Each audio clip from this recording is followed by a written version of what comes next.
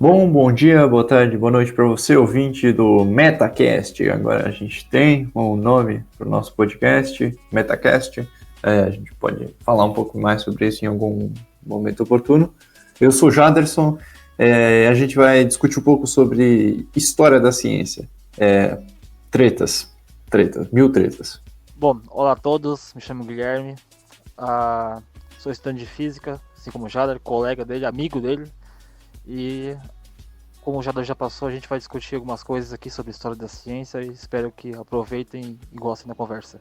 Então, como sempre não, né? A gente só teve um episódio, né? Mas como foi no último episódio, a proposta é que a gente converse. A gente senta aqui e vai conversando e você senta junto aí, se ajeita na sua cadeira, pega a sua cerveja, pega o seu... Cerveja é meio sacanagem, né? Pega aí um café, pega, sei lá, um chocolate quente. E se quiser pegar cerveja, pega cerveja também. E senta aí, vamos discutir sobre, dessa vez, história da ciência, né? Vamos embarcar essa discussão aí que eu acho que, como eu falei ali no começo, dá bastante pano para manga. Acho que é bom a gente até começar já deixando mais claro que acho que o nosso propósito não vai ser explicar a história da ciência, nem contar a história da ciência, porque a gente não é historiador, a gente nunca, o máximo que eu tive, eu e o Guilherme também, foi uma disciplina sobre evolução da física, dos conceitos na física. E ainda faz tempo que eu tive essa disciplina, foi só uma disciplina, por mais que a gente tenha tido bastante carga horária de leitura, de tudo mais, né, não nos permite discutir isso como tal qual historiadores. Então, bom, acho que a gente pode começar até um pouquinho, só para dar uma pequena introdução de como a história foi para cada um. A história, digamos, no sentido de quase disciplina, assim, porque, sei lá, porque eu não pretendia fazer física, já deixando claro aqui. Eu não gostava de física no ensino médio. Eu era horrível em física, assim como eu era horrível em matemática. That's a surprise. E eu queria fazer história. Vejam só, eu passei 2 vezes pro vestibular de história, aqui em uma universidade aqui da região. Não vou falar nomes, né, porque paga nós. Como diria o bom e velho Caio Moura, paga nós. Mas enfim, eu passei 2 vezes pro vestibular de história e acabei que não fui. Eu gostava muito, muito mesmo de história. Eu ainda gosto, né? Mas hoje em dia, obviamente, por questões óbvias, por eu estar fazendo física, inclusive, eu prefiro a física, né? Mas eu tenho, assim, ainda, digamos que aquele lado apaixonado pela história. Tanto é que tenho aqui vários livros de literatura e de história mesmo. Eu tenho aqui, inclusive, a trilogia do Reich ali, que eu esqueci o autor.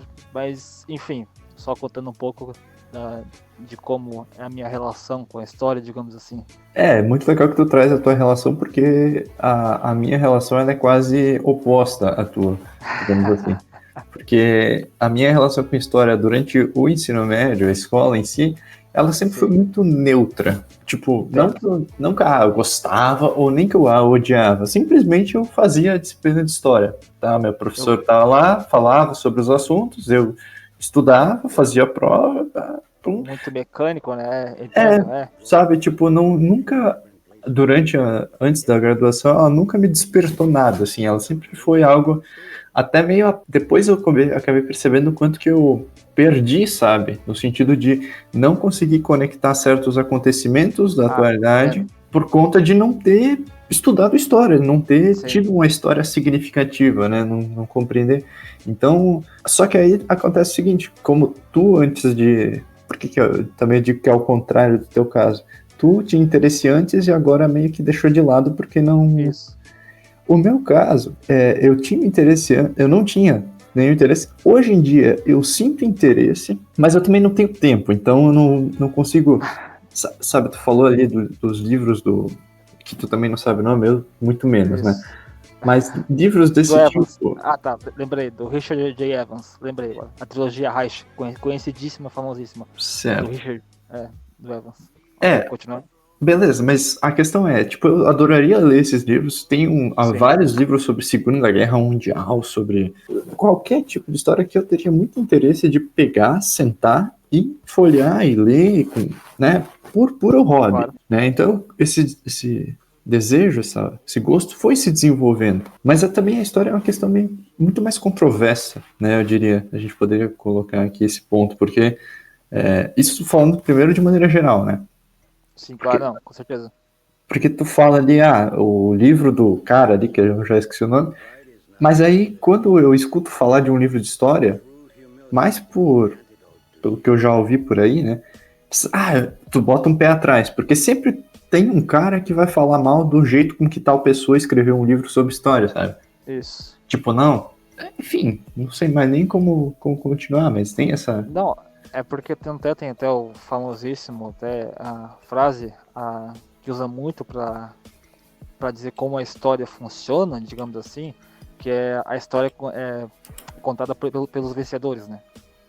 Talvez já tenha ouvido falar também. Já, eu tive isso. Eu cheguei a ver isso durante o meu ensino médio. Minha professora passou isso aí, eu entendi a ideia, mas, sei lá. Sim. Já é um ponto, de certa forma, controverso da história. Porque você tem, por exemplo, a queimada da biblioteca de Alexandria, por exemplo. Então, sei lá, é mais um ponto que reforça essa ideia. Nossa, a gente tá indo longe, né? A gente tá indo longe, mas enfim. Vai lá, vai o quão longe tu precisar. Depois eu faço as nossas ponderações. Claro, mas isso já é um, digamos que um exemplo, tanto é a própria Segunda Guerra em si mesmo já é um exemplo de que, poxa, será que o que nos é contado realmente é verídico? Claro, de certa forma, mas há detalhes que são omitidos, enfim, a história em si é controversa. Mas aí eu entro também num ponto que é o seguinte, a gente é dois caras que só faz física, tipo, Isso. nunca estudou história a fundo e só sabe o que se ouve por aí. Então, tipo, Isso. será que realmente tem sempre dois lados, ou toda história tem dois lados?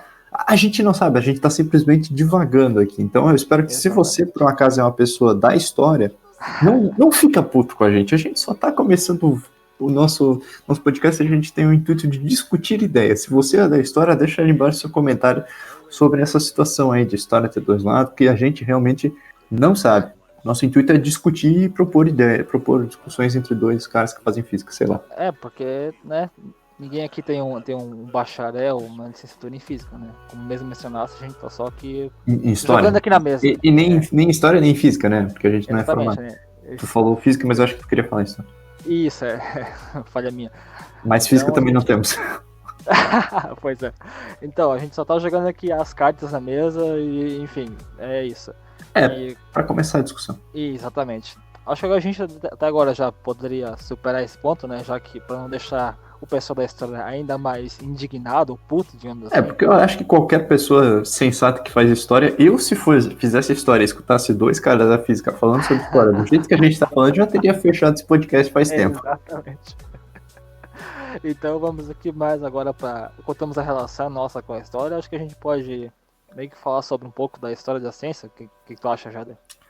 Essa é a nossa proposta, de maneira geral, de discutir a história, não contar a história, mas sim discutir certos pontos, ou talvez trazer sobre diversas perspectivas, enfim. Acho que a primeira pergunta que seria legal a gente jogar aqui na roda seria: quando surgiu a ciência, né? Porque a história vai querer contar, né, o que aconteceu e tal, mas existe um começo, tipo, a partir deste fenômeno, deste fato, existe história da ciência e a gente pode contar ela, ou surgiu a ciência a partir desse momento. Será que existe um começo?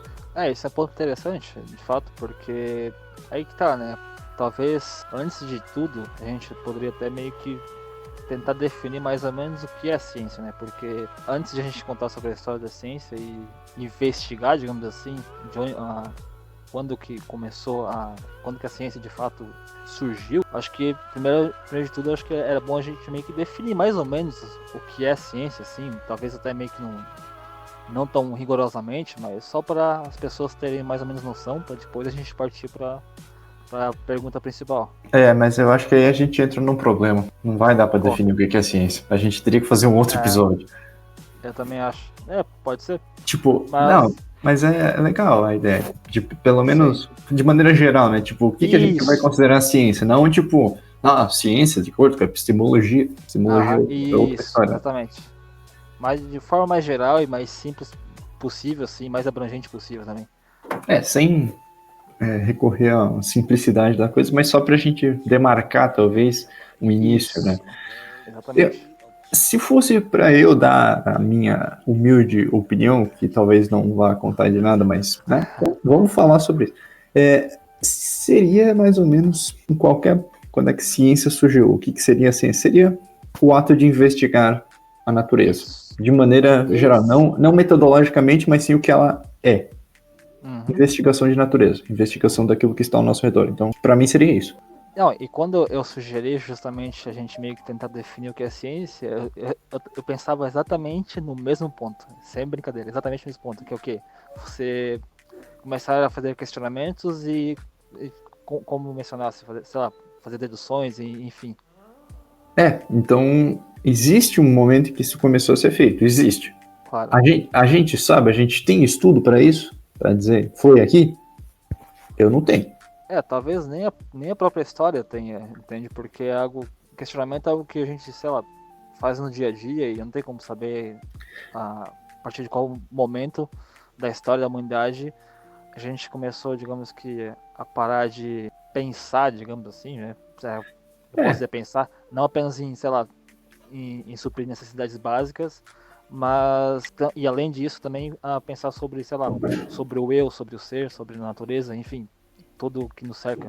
Aqui é uma discussão, na verdade, que a gente começa a perceber que faltam especialistas para falar sobre, porque né, a gente pode falar da parte da física, pode falar, mas, por exemplo, né, quando é que o ser humano deixou de ser um ser, por exemplo, tem a história do Homo sapiens, né, Homo sapiens, Homo sapiens sapiens, eu não sei entrar nos detalhes sobre isso, mas que seria, quando que a gente começou a pensar sobre estar pensando, se tornou ciente da nossa consciência, né, então seria tecnicamente a partir desse ponto. Talvez a gente pode chegar nesse consenso, talvez? Que a partir do sim, claro. Porque, como mencionasse, o Homo sapiens sapiens, até eu lembro de um professor de história que ele gostava de falar sobre isso, é o homem que sabe, digamos assim. Exatamente. Que tem consciência do que, digamos que, do que ele sabe de fato, né? Mas tem consciência da própria existência, entende? Ele não conhece muito bem o seu eu, mas ele sabe que ele existe. Até a famosa frase do penso logo existo, né? Enfim. Sim. Não querendo abranger muito esse tema, mas acho que a gente pode começar por ali. Por aí. E na verdade a gente pode diferenciar também o momento em que a ciência começou como investigação da natureza e o momento em que ela foi primeiramente documentada, porque não havia escrita, podia não haver escrita, não necessariamente deveria haver escrita para que se questionasse. E eu acho que a partir do momento que a gente fala sobre a escrita, começa-se também a discutir outras coisas. Porque aí o senso comum e todo mundo meio que sabe sobre isso, e isso é até um pouco ruim de dizer, todo mundo sabe sobre isso, e você usa isso como argumento, né?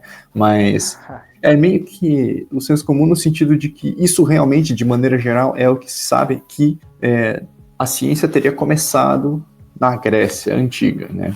Isso. Então se coloca a Grécia Antiga como a origem da ciência moderna, né?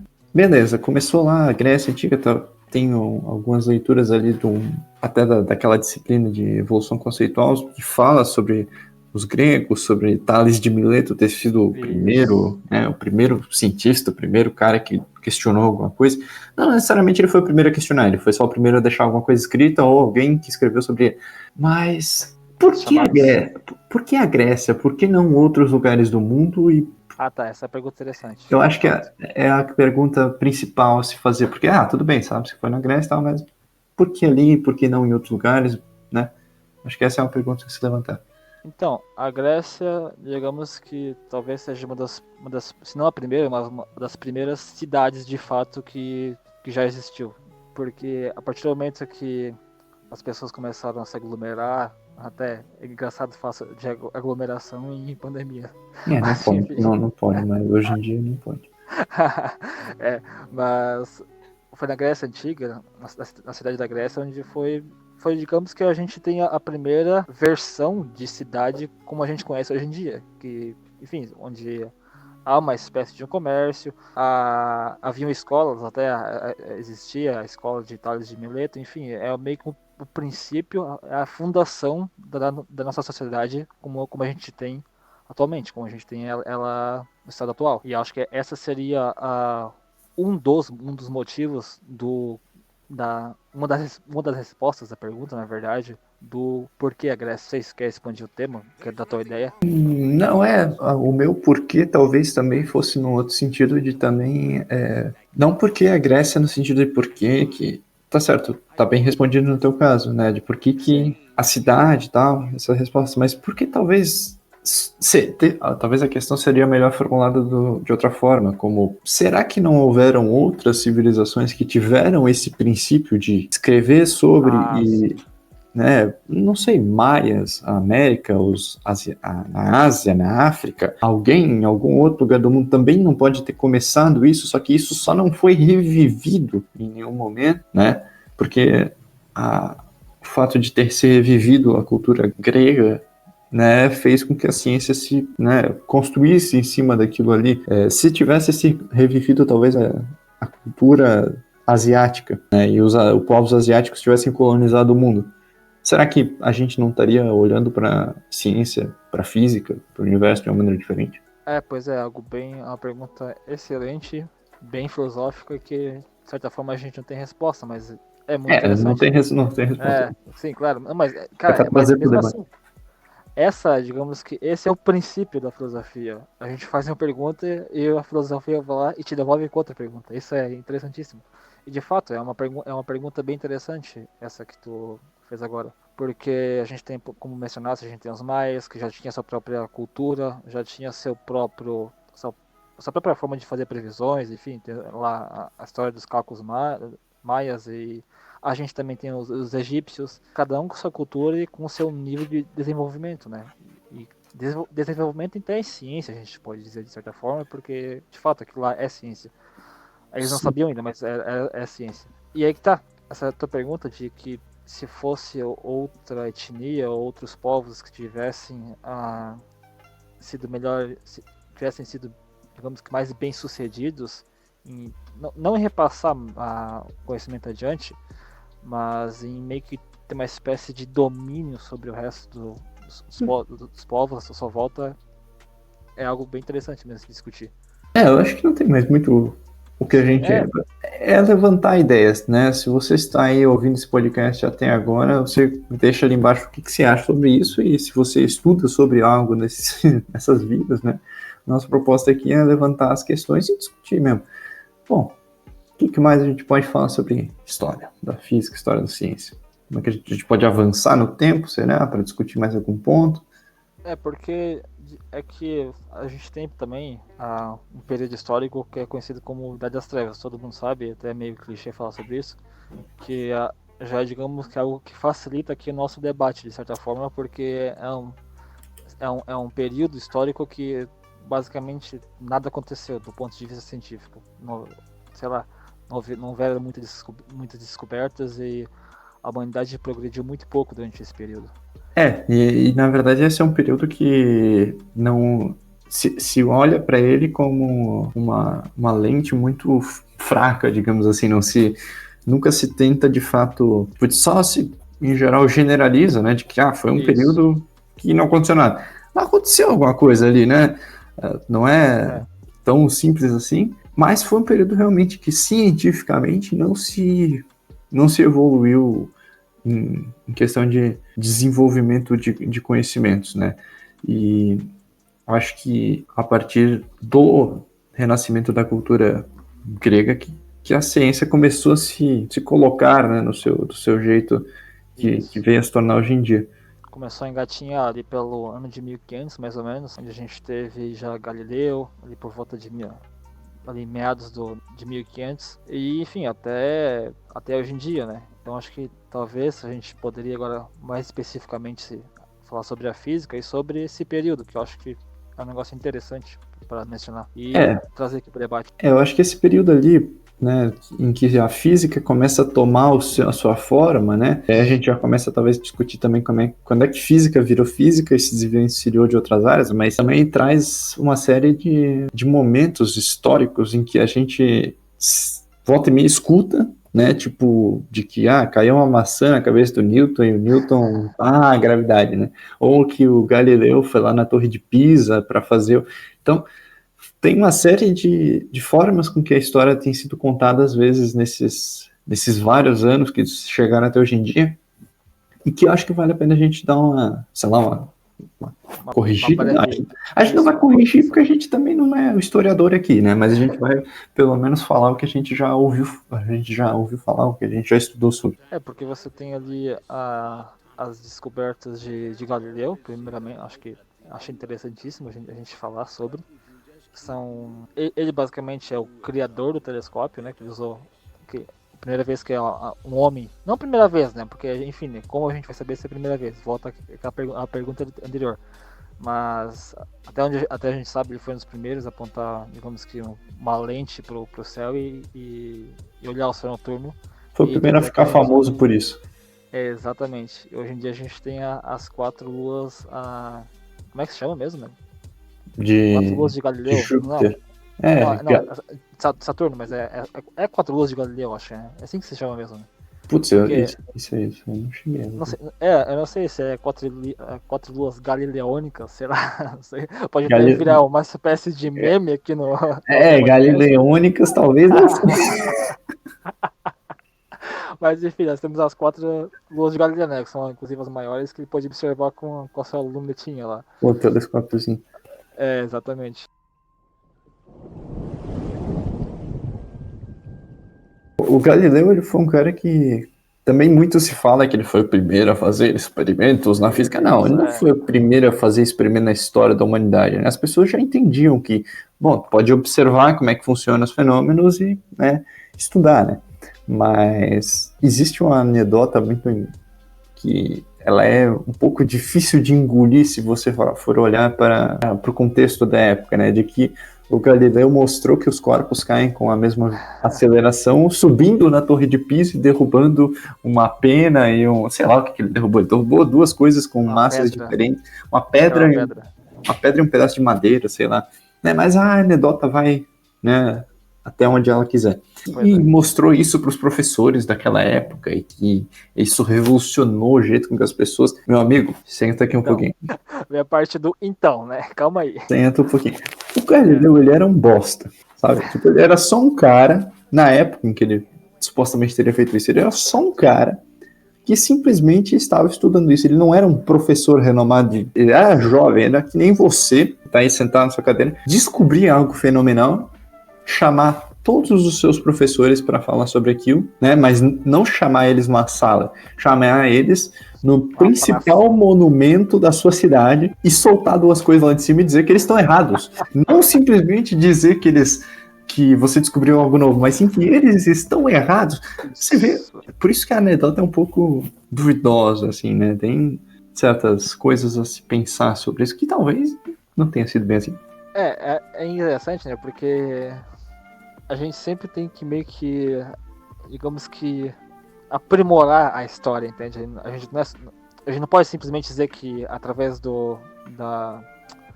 Agora esqueci o experimento de Galileu. Olha só, minha cabeça hoje tá um pouco complicada. Já se puder me ajudar, o experimento ali da queda dos corpos? Isso, tá.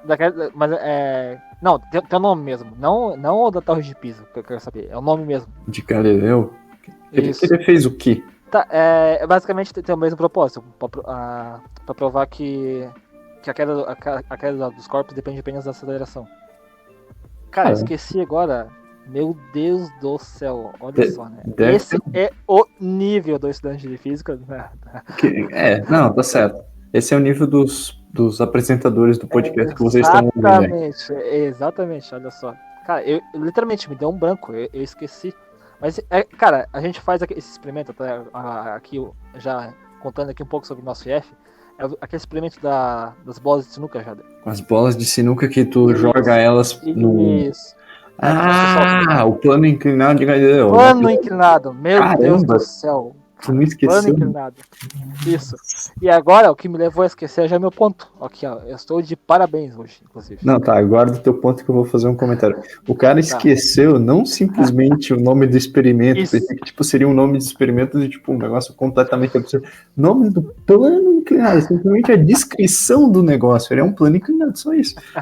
Mas pode dar o seu ponto aí. Mas não, é justamente isso, sobre o plano inclinado.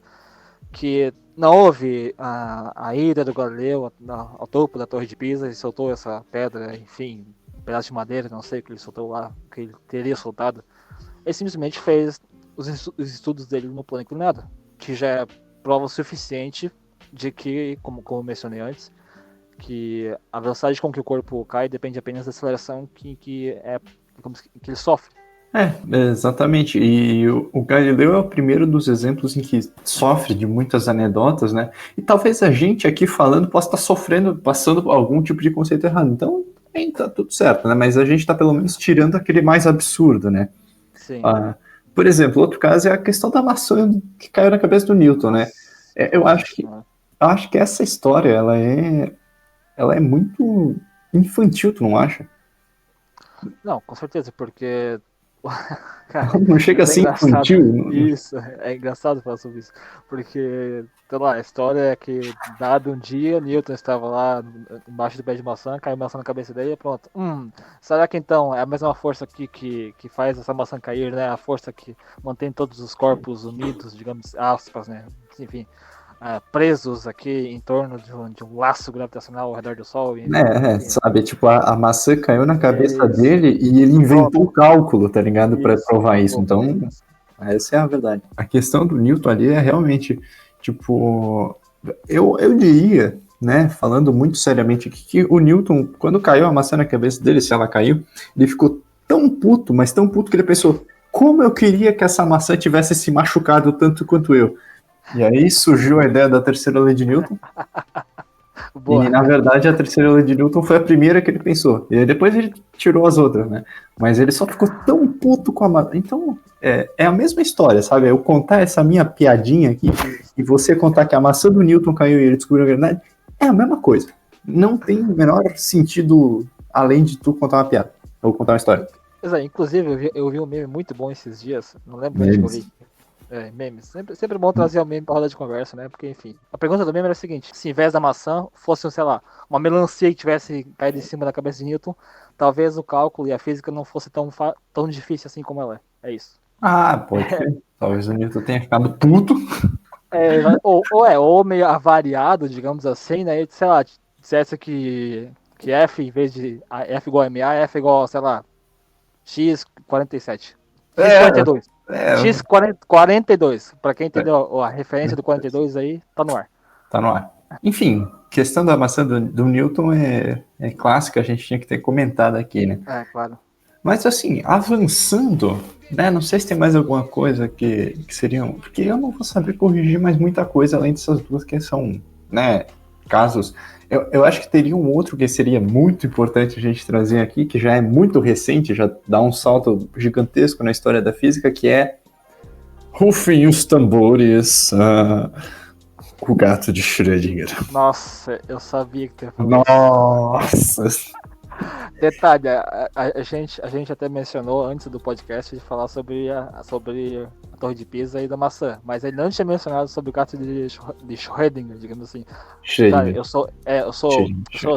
eu sou poliglota, pra quem não sabe, então eu falo alemão também. Brincadeira, não sei porra nenhuma. Mas enfim. Eu sabia que tu ia mencionar o gato de Schrödinger, cara. Eu sabia, tinha certeza absoluta. Não sei por que tu leu a minha mente nesse sentido, mas é porque realmente o gato... É assim, ó. Essas três é uma tríade, assim, ó. Isso. São três coisas. É a Torre de Pisa do Galileu Newton e o gato de Schrödinger hoje em dia. Mano, o que tem de gente usando o gato de Schrödinger pra mostrar que realidade por meio da sua cabeça, aquela mecânica quântica, a historinha do Galileu passa longe. Meu Deus. Do impacto que o gato de Schrödinger teve. E coitado do Schrödinger, mano. Ele só tava querendo explicar um negócio. Tanto é que assim, já vamos começar pelo título do negócio. Experimento mental, mental, aqui vamos, digamos que, olha, botar aqui em letras maiúsculas aqui. Já faz. Experimento mental. Ele realmente, ele não colocou o gato de Nunca fato na dentro da história da caixa. humanidade um gato foi colocado dentro de uma caixa fechada com Exatamente. radiação. Não que a gente Isso. saiba, não que a gente saiba. Experimento mental. Já é o primeiro ponto a ser discutido aqui, a ser esclarecido. Nem questão de discutir, É, esclarecer. esclarecer. Experimento mental é simplesmente uma hipótese de experimento. Tipo, vamos imaginar que a gente faça isso. Isso. É possível fazer isso fisicamente? É. Mas Beleza, vai mas fazer? Não. não. Quais são as implicações disso? É isso que se quer discutir, né? Não, e basicamente falar sobre qual o objetivo principal do experimento. Que é basicamente com o experimento mental, mais uma vez, mental, do gato de Schrödinger. O Schrödinger, ele queria, digamos que, demonstrar o quão ridículo é você pegar digamos que, trazer algo lá do mundo quântico. Mundo quântico, né? Olha só, eu tô parecendo agora um coach quântico, mas enfim. Algo da mecânica quântica pro macro. Depois tu passa teu contato para quem quiser coach. Exatamente, aqui. Vamos aqui mudar. Nós temos que mudar esse mindset. Mas enfim, continuando agora. Quão ridículo é você trazer algo da mecânica quântica pro macro, que envolve, enfim, um gato, sei lá, o universo inteiro, enfim. Simplesmente isso. Na verdade, realmente é exatamente isso o que o Guilherme falou. E o Schrödinger, ele não quis nem necessariamente explicar nada. Ele só tava, né? Foi uma carta, se eu não me engano, que ele enviou para não sei quem lá. Ele falou sobre isso numa carta. Não numa carta exatamente, mas num artigo. Não era nem uma questão científica, porque não faz o menor sentido você, como físico, decidir analisar um experimento de um gato dentro de uma caixa, entende? É simplesmente uma forma de trazer aquilo que está na mecânica quântica e mostrar quão absurdo que é isso, né? Até porque, e é engraçado, porque é justamente isso que esse pessoal do coach quântico, enfim, gosta de dizer que de fato, digamos que eles usam o experimento mental do gato de Schrödinger para dizer que você pode controlar tudo, sua volta, com sua mente, mas é justamente isso que o experimento quer dizer que prova não, mas enfim, porque é experimento mental. Mas é justamente isso que o experimento quer mostrar, que de fato não é. Acho que no gato Schrödinger a gente vê um negócio muito, muito legal que acontece quando as pessoas querem usar ele para explicar alguma coisa, que é o seguinte: quando eu vou explicar um negócio usando um experimento, ou falando tal físico descobriu tal coisa, eu utilizo o que eu quero explicar e eu coloco a minha motivação na explicação. Por exemplo, eu quero explicar mecânica quântica, então eu vou colocar a motivação do Schrödinger como explicar a mecânica quântica para o gato de Schrödinger, entende? Então, tipo, quando tu vai contar a historinha, né, então, tipo, Schrödinger, querendo explicar como é que era a mecânica quântica, fez um experimento com um gato. Não, ele não queria explicar como é que era a mecânica quântica. Você que está falando que quer explicar. Então não coloca as palavras na boca do Schrödinger. O Schrödinger não queria isso, né? A mesma coisa o Newton. O Newton, quando estava sentado na frente de uma bananeira, não, de uma macieira, caiu a maçã. Não, isso talvez não tenha acontecido. É você que está usando essa analogia para usar. Você pode usar. Pense que você está debaixo de uma macieira e caiu uma maçã na sua cabeça. Aí, né? Causa erros, né? Causa, digamos que, sei lá, tem até uma palavra que é o misunderstanding, que é erro de interpretação, que é justamente o que acontece com o gato de Schrödinger, por exemplo. E é por isso que a gente tem que meio que tentar evitar ou contornar o máximo possível falar dimensionar essas anedotas aí. Isso, e para deixar bem clara a questão do gato de Schrödinger, assim, o que as pessoas em geral acham é que o fato, tipo, o gato está na caixa, ele está vivo e morto, quer dizer que a realidade, ela não existe uma realidade só. Quer dizer, existem vários universos, antes de você abrir uma porta, não existe nada atrás dessa porta, né? O universo se forma quando você observa ele. Isso é completamente algo que eu passei quando eu estava lendo, tipo, Stephen Hawking lá no ensino médio, sabe? Isso é um certo desserviço que é feito, porque porra, por que tu não explica o negócio do jeito que ele de fato é, sabe? Né? Não, o caso do gato Schrödinger não é dizer que quando você vai abrir a caixa, antes de abrir a caixa, aconteceu de tudo lá dentro ou não aconteceu nada. É simplesmente mostrar que existiria uma possibilidade da gente relacionar o mundo quântico com o mundo macroscópico e que isso seria um absurdo. Isso, exatamente. Só isso. Porque se a gente for entrar realmente mergulhar nessa questão e entrar no mérito, é um negócio muito mais complexo de a gente digamos que tentar fazer com que vocês entendam, porque aí envolve a questão da função de onda, da probabilidade e envolve estatística, e daí talvez não fosse tão interessante e já fugiria totalmente do foco. Não é o intuito desse podcast, desse episódio, pelo menos.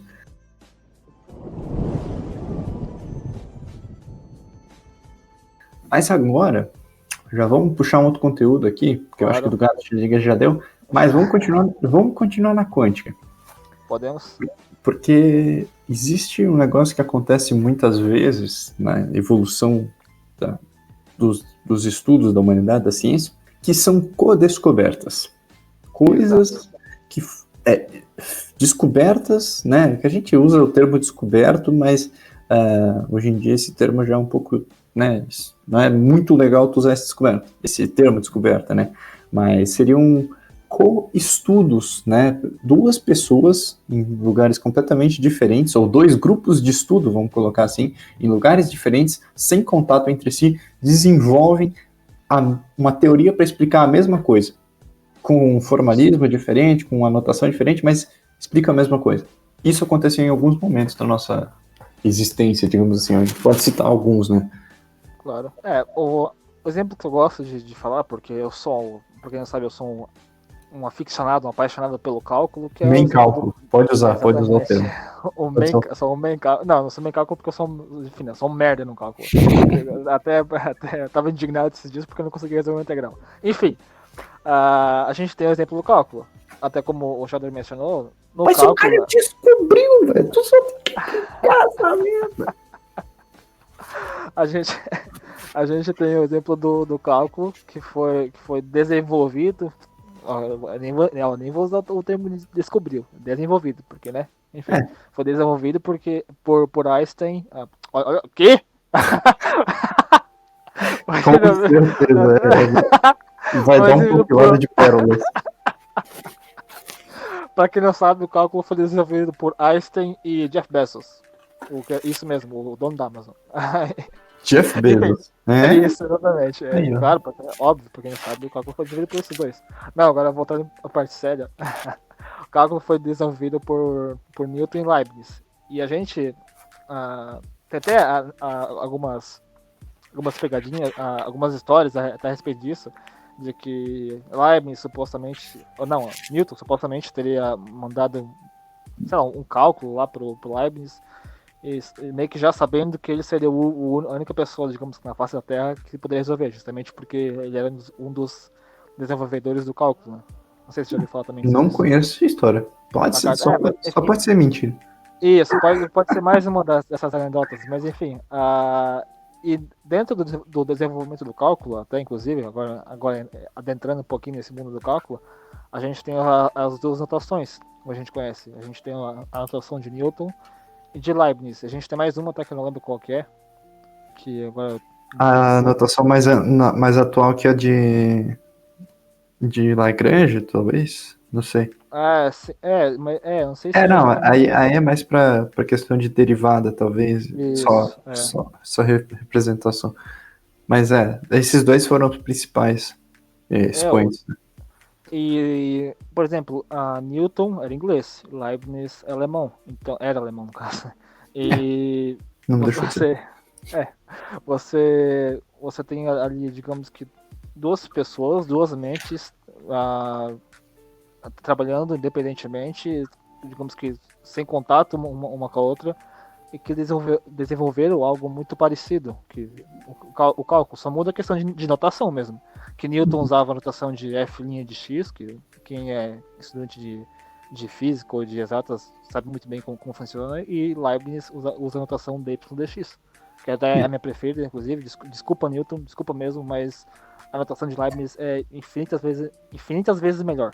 Que já Até deixa mesmo, a minha polêmica aqui. até mesmo por não, eu concordo completamente, porque até mesmo porque tu botar uma linha em cima do negócio, só vai é coisa de preguiçoso, coisa de vagabundo. Exatamente. Não, E aí mas que facilita, vai. A do Newton também facilita, Não, dependendo do que tu tá fazendo, né? não, digamos, se for algo um pouco mais introdutório, sei lá, pessoal, então, estamos aqui com a derivada f de x, ok, mas daí, sei lá, talvez o pessoal entre em choque quando chega com o dy dx, talvez seja isso, não sei, Não, mas eu preferi mil vezes o dy diz que, dx. diz que dy dx é uma fração, velho. Passa o dx pro outro lado e é Isso, mas sucesso. Você que é da matemática que tá ouvindo isso aí, por favor, chame a ambulância, porque você vai passar a mão nos próximos minutos depois de ouvir isso. Eu sei. Não, mas aí, graças a esse tipo de coisa que a gente tem as EDOs hoje em dia, então a gente não pode reclamar também, até as próprias integrais. Sim, não. Então, pô, Com certeza. Se vai dizer que você, estudante de cálculo aí da matemática rigoroso, vai dizer que você não associa, né? Aí vai entrar no caso da EDO claro. ali, quando tu vai resolver um EDO, separação de variável. Tu separa o dy como se fosse uma fração, amigo. Você Claro. não vai me dizer que você não usa como se fosse fração. Você usa. Ah, porque Com você certeza. aplica, integra em ambos os lados. Eu sei que você integra em ambos os lados, mas na sua cabeça você passou para o outro lado. Mesma coisa quando você Exatamente. divide tudo pela mesma coisa dos dois lados. Mas na sua cabeça você passou para o outro lado. Outra coisinha, ali as formulazinhas, né? Enfim, a equação, é mais uma equação do que uma fórmula, que ali é a da integração por partes. Você tem mais uma vez usa como fração dy dx. Para chegar ali na formulazinha de u dv igual a uv menos integral de v du. Tu usa a fração. Se Usa tu como não fração. usar a notação de fração, tu vai ficar com U, V' igual a VU, D' U, eu sei lá, não lembro mais como é que é essa porra. Mas na notação de linha não faz sentido. Né? Mas enfim, vamos deixar o cálculo de lado por enquanto, que a gente pode fazer um episódio específico sobre cálculo. Claro. Deixa aí nos comentários se vocês querem um episódio sobre cálculo. Mas outra coisa, né, eu acho que essa questão do Newton e do Leibniz, assim, eram outros tempos, porque haviam só duas pessoas realmente que se sabe, eu não sei, na verdade, talvez existam estudos que tenha mais grupos, havia um grupo do Leibniz, um grupo do Newton, mas hoje em dia se lembra apenas dos dois, né? Então, como os grandes expoentes do cálculo. E meio que existe uma disputa, quem que inventou? Ninguém, os dois. Os dois, foi ao mesmo tempo. Eles simplesmente usaram as ferramentas que já existiam de estudos matemáticos e geométricos e cada um fez a sua. O Newton foi mais geométrico, digamos assim, né? O Newton ele fez tudo, ele não escreveu muita linha. Por isso que o Newton tem uma notação mais simples, porque a notação dele é simplesmente, ele não está querendo dizer que é uma fração ou que é uma divisão no limite da divisão, que seria a derivada. Ele realmente está querendo usar uma notação geométrica, ele usava. Mas são abordagens diferentes, apenas isso. E partindo agora do cálculo, a gente pode também, sei lá, falar agora, já que antes nós estávamos com mecânica quântica, voltar para mecânica quântica, porque, né, afinal de contas, é isso que o povo gosta de ouvir. É sobre mecânica, é sobre gato de Schrödinger, então vamos voltar a falar na desgraça do gato de Schrödinger na mecânica quântica. Então.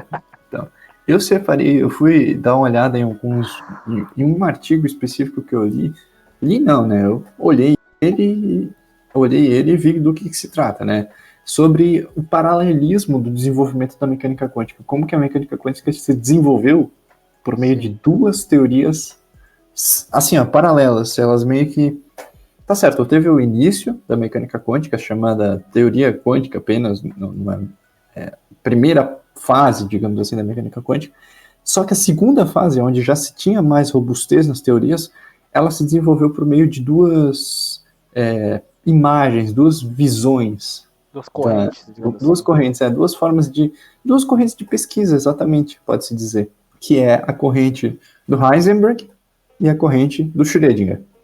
Eita.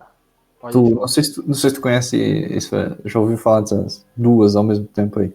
Não, pior que não. Me expanda, também interessante. Tá, então vamos expandir, porque A mecânica quântica que se ouve falar comumente, popularmente, em geral é a mecânica quântica do Schrödinger, onde se fala de função de onda, se fala de equação de Schrödinger, né? Então, ela é a mais difundida.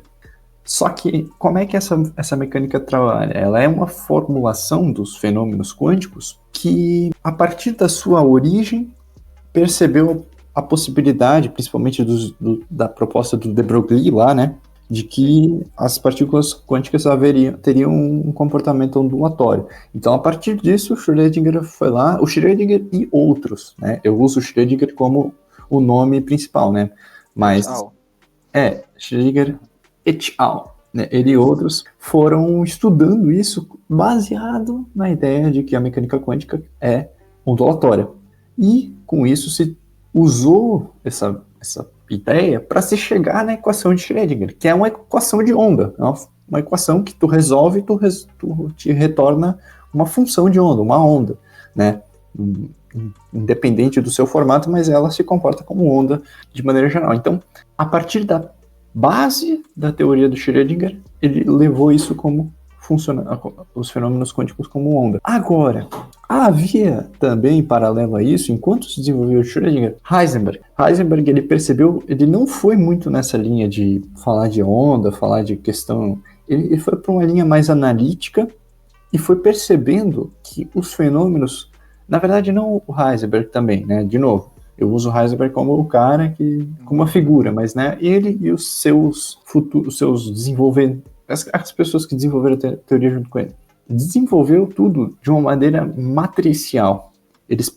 O Heisenberg, na verdade, fez a matemática e disse, mais ou menos funciona assim. E depois se percebeu que o jeito com que o Heisenberg propôs para que a matemática funcionasse na mecânica quântica era exatamente igual a matrizes. Era a mesma coisa. Tipo, tu poderia trabalhar simplesmente com matrizes, o produto de matrizes, a não comutatividade de matrizes, tudo isso aparece na mecânica quântica. Então, e funcionava brilhantemente igual. Até a parte de álgebra linear, de autovalores, autovetores, tudo isso surge na mecânica quântica naturalmente. Sabe? E eu acho que é muito mais bonito. Aí talvez isso gere algum tipo de contradição, mas é muito, muito mais bonito tu trabalhar de uma maneira analítica e chegar e perceber que aquilo que tu estudou em matemática, no cálculo, seja lá o que for, surge ali no Heisenberg, né? E o Heisenberg também tinha muita a vontade de trazer a quântica e relacionar ela com os princípios clássicos, né? Momento, posição, velocidade, todas as relações clássicas são obteníveis do estudo do Heisenberg, né? Que trabalha com matrizes 3x3, 1x3, né? Matriz linha, matriz coluna. É absurdo. E isso foi se desenvolvido junto com o Schrödinger. Eu acho que essa é uma das coisas mais recentes que a gente tem de história da física em que as duas coisas se desenvolveram de maneira paralela. E agora você que gostaria de fazer física e odiava matriz no ensino médio, você desistiu de fazer física. Chora, está chorando, está em prantos, né? Enfim. Não. Mas, não, isso eu também acho muito mais, como eu posso dizer, cool, muito mais legal. Elegante, isso. Quando você faz uma descoberta, aspas aqui, de novo, termo descoberta, né? Mas as pessoas já vão entender.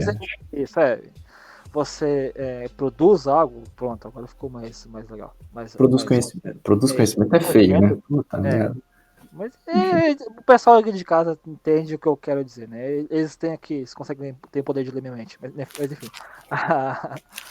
Quando você pega e produz algo de forma analítica, eu acho que talvez seja mais uma vez o motivo disso, porque eu sou meio que um aficionado pelo cálculo, talvez esteja puxando sardinha pro cálculo, muito provavelmente. Mas eu também tenho essa mesma ideia de que tudo que é produzido dessa forma mais analítica, mais teórica, digamos assim, sem ter muitos meios de provar, não que de fato não seja falseável, mas que, enfim, é tudo mais delicado. E o que eu estou querendo dizer, basicamente, é que eu tenho muito mais interesse nessa parte da física teórica do que da parte da física experimental. Isso, não que o estudo da função de onda do Schrödinger fosse experimental, naquela época era simplesmente, claro. Vamos fazer conta aqui, transformar de Fourier, vamos botar a equação de onda, resolver a equação diferencial e bola, manda bala, né? Mas, enfim, né? Eu acho que a gente acaba se desvencilhando um pouco do assunto história da física e vai falar sobre física mesmo, mas eu acho legal. Eu concordo totalmente, eu acho. Mas é mais uma questão de gosto, assim, né? De cada um. Isso. Eu também tenho mais o gosto por algo mais teórico e algo que parte da teoria para chegar num, né, como o caso da mecânica quântica por Heisenberg. Né? Mas, né, isso aí são questões. Acho que o principal ponto aqui é a gente entender que essas duas formas de se olhar a mecânica quântica aconteceram ao mesmo tempo, na mesma época, né? Isso. Não ao mesmo tempo, tipo, no mesmo dia, né? Nos mesmos 2 anos, 3, 4 anos que se desenvolveu duas coisas parecidas. E a gente tem até o próprio, como muitos gostam de mencionar, o próprio pai da mecânica quântica, que é o Planck, mas que de fato, mais uma vez, ele, digamos que, ele nem sabia que era mecânica quântica, aquilo que ele estava criando, quando ele lançou o seu primeiro artigo sobre... Radiação de corpo negro. Radiação de corpo negro, exatamente. Sobre a radiação de corpo negro. Ele nem sabia que aquilo era quântico ainda. O Planck foi o cara que fez um filho e só foi fazer o teste de DNA depois de morrer. Porque... E quem assumiu o filho foi quem? Einstein. Exatamente. Porque foi o Einstein que expandiu a ideia de quantização da energia, né? Inclusive, bela analogia, excelente analogia, Jader. Porra, tá bravo. Obrigado.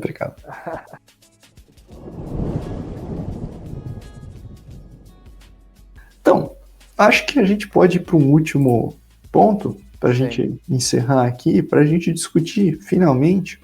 Não sei se tem mais alguma coisa que tu queira falar antes. Não, era isso. O último ponto, na verdade, é uma discussão bem... Por isso que eu falei lá no começo, talvez vocês não entenderam por que tá tanta treta, né? A questão de história e tal. A gente começou falando lá nas nossas experiências sobre história, mas a gente não entrou no detalhe do porquê que a história da física dá tanta treta, digamos assim. Que é o seguinte, por que, ou na verdade não por que, mas quem pode falar sobre história da física? Né? E como esse alguém deve falar? E aí eu vou propor que a gente debata brevemente o artigo do Roberto de Andrade Martins, que é professor da Unicamp, lá de Campinas, no caso, evidentemente. O grupo de História e Teoria da Ciência, ele tem um artigo publicado na Revista Brasileira de Ensino de Física de 2001, vou deixar ali na descrição, que eu acho que ele é fenomenal, assim, para a gente repensar a forma com que cada tipo de... com que o ensino de... Porque você tem usado a história da física para se ensinar muitas vezes, né? Ou para motivar o cara que gosta de história vai estudar a história da física. E ele discute que tudo bem, tu deve fazer isso, só que a partir de que momento que tu pode fazer isso, né? Isso. Inclusive, até aqui, já com base nesse artigo, eu já vou fazer aqui uma proposição. Eu sou estudante de física, faço física, logo posso falar sobre a história da física, certo? Então, será que é certo isso? Tu tá me perguntando isso? Não, a pergunta que eu deixo aqui no ar. Sim. Então, certo? Digamos que eu posso realmente, só pelo fato de... Não só pelo fato, mas pelo fato de eu ser estudante de física, estar no meio, eu posso falar sobre história da física. Isso. Aí que tá, é o que ele coloca no começo do artigo, né? O engenheiro tu não pode assinar um projeto de engenharia sem ser engenheiro. Tu não pode receitar um remédio sem ser médico. Agora, qualquer animal na face da Terra pode falar sobre história da ciência. Qualquer um. Sobre mindset. Exatamente. Um psicólogo, um jornalista, um sociólogo, um físico, qualquer um desses caras pode vir lá e escrever como é que foi a história e ninguém vai impedir eles. Esse que eu acho que é o ponto principal, né? Até porque, respondendo talvez um pouco da pergunta, a gente como físico pode? Poder a gente pode, mas a questão é como a gente vai fazer isso, sabe? Porque até ele usa o artigo em alguns momentos que ele não quer ser academicista e dizer, olha, só quem estudou, tem um doutorado, vai ser bom nisso. Não quer dizer isso. Ele quer dizer que, se você for fazer, pelo menos saiba como fazer e não simplesmente saia reproduzindo. Parece até meio óbvio, né? Então, agora dizer isso, né? Tipo, não saia reproduzindo o que as pessoas falam por aí. Mas é o que muitas vezes acontece, né? E o que, infelizmente, talvez a gente possa ter até reproduzido em algum momento desse episódio. E se a gente fez isso, a gente vai... Desculpa, porque realmente é uma questão que é muito complexa.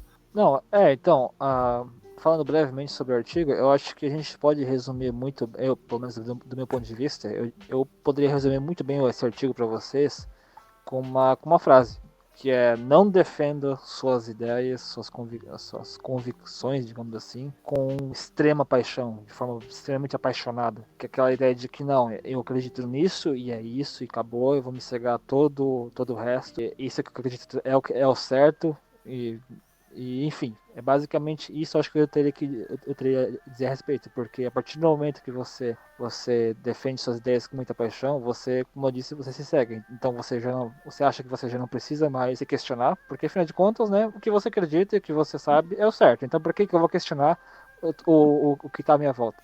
Isso basicamente geram os 4, se não me engano, né, os 4 meio que problemas que você tem quando você vai estudar e vai produzir algo a respeito da história da ciência. Essa forma apaixonada de você ver o mundo justamente leva a esses 4 problemas. Então, acho que a dica e aqui a lição de moral aqui, principal aqui é justamente essa: não defenda suas ideias com extrema convicção. Isso sem dogmatismo. Isso, exatamente, principalmente porque quando até em algum ponto ele cita uma referência ali, eu não vou entrar nos detalhes, Albert Schweitzer de mil, sei lá, mas ele é uma frase que diz que pesquisar significa partir para o desconhecido com a esperança de encontrar algo novo para trazer para casa. Se você sabe antecipadamente o que você vai fazer e até o que vai encontrar, então não é uma pesquisa de forma nenhuma, é apenas uma ocupação honrosa. Então, tipo, vou falar sobre história da ciência aqui com base naquilo que eu já sei. Aí eu vou pesquisar só aquilo que eu sei, né? Só vou pesquisar coisas que corroborem com a minha ideia. E, mano, você não vai estar fazendo nada, você só vai estar reproduzindo algo que não é nada diferente de fazer fofoca, né? Não é ciência, de maneira nenhuma. Você está errando em vários pontos. Primeiro, no método com que você vai fazer pesquisa, porque você não está buscando, digamos que, uma maior abrangência de ideias, você não está buscando, digamos que, todo um espectro de ideias. Você está simplesmente se focando naquela sua ideia que você tem sobre o tema, e é isso, acabou. Eu não quero saber quais são as opiniões contrárias a isso, eu não quero saber quais são as críticas que tem a respeito disso, e eu vou pegar somente aquele ponto. Então, inclusive, esse é já mais um dos erros que o artigo cita, que é, digamos que, a forma metodológica de como você vai reunir os dados. Isso. Interessante também, você pode ser só uma pessoa que nunca vai escrever sobre história da ciência, mas é legal que a gente possa passar para você a ideia de que você deve cuidar quando você for ler sobre alguma coisa, né? Então, porque você tem que ver se esse cara que está descrevendo referenciou alguma coisa, se ele não foi muito... se a história parece boa demais, provavelmente ela é mentira, né? Então é esse tipo de coisa que a gente quer trazer aqui, a gente quer trazer um debate, e eu acho que a melhor coisa que você pode fazer, se você quiser saber mais sobre a história da ciência e como trabalhar, como estudar, tudo mais, leia esse artigo, né? Não precisa se apegar aos detalhes que ele entra ali no meio, diria, de história, tipo, qual foi a história de fato, porque ele usa um exemplo, né? O exemplo tu pode estudar depois, mas o geral daquilo que ele está apresentando ali, eu acho que é o mais importante. Eu acho que é legal também quando ele fala que para um historiador da ciência, um cara que estuda a história da ciência, ver alguém que não é historiador da ciência tentando escrever sobre, que nem ver uma criança fingindo que está tocando piano, só tocando as teclas, porque simplesmente tu não tá fazendo aquilo do jeito que tu, que é especialista, sabe fazer. Então, não que o especialista seja uma autoridade, portanto não deve ser refutado, não, mas ele é simplesmente uma pessoa que sabe bastante sobre aquilo. Então, entra também no ponto de devemos deixar aqueles que estudaram sobre, talvez, estudar sobre, e não querer lá se meter no trabalho, que nem vir o coach quântico aí fazer o nosso trabalho. Pois é, agora extrapolando, até trazendo para um exemplo da vida real, não vou eu, que estudante de física, tentar criar uma vacina contra a Covid-19, é óbvio. Exatamente. E nem vai querer dizer qual vacina funciona ou Isso. não. Tu pode ler o artigo e achar que o método dos caras é ruim, mas tu nunca estudou metodologia, eu também. Então. Vai de contra até, inclusive, um trecho do nosso primeiro episódio do podcast, que é deixar a cargo, digamos, dos especialistas e confiar nos especialistas, porque é trabalho, talvez, de uma vida da pessoa aquilo que ela está produzindo, seja uma vacina, seja uma nova descoberta, enfim. Sim, perfeitamente. Eu acho que.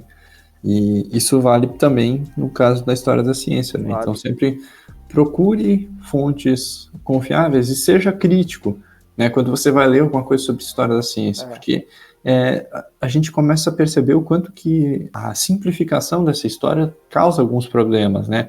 Hoje em dia a gente tem as pessoas achando que cientistas, a ciência se constrói por meio de grandes descobertas, que o cientista, né, é aquele gênio intocável e tudo mais, e que, né, e isso gera distanciamento da ciência na sociedade, gera, né? Então, se você aqui estiver assistindo, quando for ler sobre isso, faça com mais calma, leia com mais cuidado, vá atrás de várias fontes, pense, não simplesmente aceite, porque a história, ela pode parecer que, existem 2 lados, existem 25 lados, mas provavelmente vai existir um lado mais, aí eu vou entrar no exemplo, mas vai existir um lado mais detalhado do que o outro. Por exemplo, tu pode contar a história, que nem ali usa o exemplo, né, como é que é o nome do livro? A Dança do Universo, né, do Gleisner. Isso, do Gleisner, isso. No livro ele simplesmente resume os 2000 anos entre o período grego e o Renascimento como um momento em que a religião e a física aristotélica estavam tentando se juntar. Sendo que o objetivo do artigo, no fim, é desmontar essa ideia simplista de que é trazida num livro de divulgação científica, né? E mostrar como que tu pode estar olhando para um negócio é como um míope olhar para uma floresta e só ver um borrão verde, ele usa ali num certo momento, né? Você que tem problema de visão, olha sem óculos para uma floresta, você vai ver um borrão verde. Se você botar o óculos, se você tomar o cuidado de fazer leituras, fazer estudos, pesquisar, se questionar, você vai ver flores, folhas, animais, insetos e o que mais for preciso. Então, acho que fica esse é o nosso recado, pelo menos é o meu aqui. Até porque o próprio autor, ele não afirma categoricamente, agora já que falasse o nome do autor, mas enfim, o autor, ele não afirma categoricamente, não, Marcelo Gleisner estava errado. Mas... Ele usa como exemplo. Isso, exatamente. Ele usa como exemplo e meio que usa como, digamos que, as ideias e como o Marcelo trouxe a história da física e como a forma que ele trouxe pode não ser tão precisa, digamos assim, como o Jader falou, que é a questão do míope, como ele falou. Então não é questão de certo ou errado, mas é questão de, poxa, será que é realmente, digamos que essa ideia mais essas ideias e a forma com que elas foram trazidas é a forma, digamos que mais próxima da realidade? É basicamente isso, eu acho. É tipo, se tu vai falar sobre aquilo, fala do jeito com que foi, né? Enfim, acho que é realmente isso mesmo, eu não teria mais nada a sem muita... não tratar as coisas de forma simplista e como até uma youtuber, enfim, até jornalista que tá se sobressaindo muito ultimamente, que é a Gabriela Prioli. Para quem acompanha ela, inclusive, em todo começo de vídeo, ela usa uma frase muito interessante, que basicamente, na introdução do vídeo dela a partir de agora, menos emoção e mais razão. E é basicamente isso que eu acho que define um cientista, de certa forma, e define, digamos que, o modus operandi da ciência. Isso. Que é você sempre trabalhar com fatos, com dados, e nunca de forma racional. Porque eu não vou ver o lado do Joãozinho porque eu não gosto dele. Entende? Exatamente. Então, use mais a sua razão e não a sua emoção. Isso. Guarda a tua emoção para outra hora. Tu não precisa ser um Exatamente. racional 100% do tempo, mas também quando tu tá Claro. trabalhando com ciência. Né? Acho que conseguimos passar por tudo que a gente tinha pensado, discutir. Sim. Muito bem. Eu acho que o podcast já está passando de 1 hora já. Talvez, não sei se muitas pessoas chegaram até aqui, mas se você chegou até aqui, eu quero agradecer. Não sei se o Guilherme quer falar mais alguma coisa, ou se lançar mais algum tempo para a gente finalizar, ou se a gente pode finalizar por já. Não, podemos até finalizar, era basicamente isso que eu tinha a dizer. E agradeço mais uma vez pelo convite. Espero que. Convite nada, né? Boas Tu é co-criador aqui. Já é da casa, já, né? Já manda aqui, já vamos encerrar então essa porra aqui uma vez. Então vamos terminar essa porra. Não, mas como eu disse, agradeço mais uma vez o convite, de certa forma, né? Enfim, mesmo assim. Continuaremos com o podcast, né? Obviamente. E estou ansioso para novas conversas e novos bate-papos. Eu espero que vocês aí também fiquem ansiosos, porque a gente está com bastante ideia para novos temas. E se você tem uma ideia para tema, deixa ali embaixo sua sugestão. Exatamente. E a gente vai ficando por aqui. Se você assistiu ou ouviu até aqui, não se esqueça de comentar ali embaixo. Caneca, né? Mesma história da semana passada. Caneca de novo, será? Não, calma aí. Caneca não, cara. Vamos pensar em algo aqui. Vamos dedicar esse momento do podcast para pensar algo para os nossos ouvintes digitarem aí. Deixa eu pensar. A gente vai deixar isso em off? Não vamos deixar em off. É isso mesmo. Vamos, olha. Eu tô sem ideias. Jader tô com fome. É coach quântico. Jader é coach quântico, é isso. Beleza. Eu sou o coach quântico. Jader é coach quântico. Exatamente. Jader é coach quântico. Ali embaixo. E se você gostou, também não se esqueça de deixar sua avaliação, seu gostei, seu comentário sobre outra coisa, além de me chamar de coach quântico, é claro. E é isso aí, sabe? Eu também quero agradecer a audiência. Se você ficou realmente até aqui, tem pouca gente que está assistindo o negócio, mas eu espero que um dia chegue a mais pessoas. E a gente vai continuar nessa aí, trazendo cada vez mais conversas e ciência para vocês aqui, né, no MetaCast. Tchau, pessoal. Tchau. Até mais. Tchau. Até a próxima.